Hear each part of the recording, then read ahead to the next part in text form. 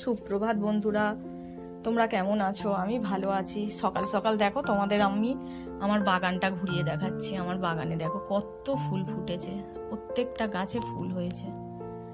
ফুল গাছগুলোতে এত সুন্দর ফুল হয়, সকালবেলা আমার দেখলেই মনটা ভরে যায়। তারপরে আমি দেখো পুজো দিয়ে নিয়েছি। এইগুলো সবই কিন্তু আমার গাছের ফুল, পুরো সিংহাসন আমার ফুলে ভরে গেছে।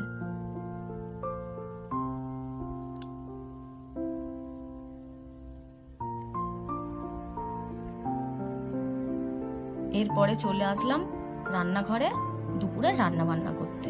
দেখো আমার রান্নাও কমপ্লিট হয়ে গেছে। কুমড়ো, আলু, চিংড়ি মাছের তরকারি করেছিলাম, আর অল্প চিংড়ি মাছ দিয়ে একটু মালাইকারি মতো করেছিলাম।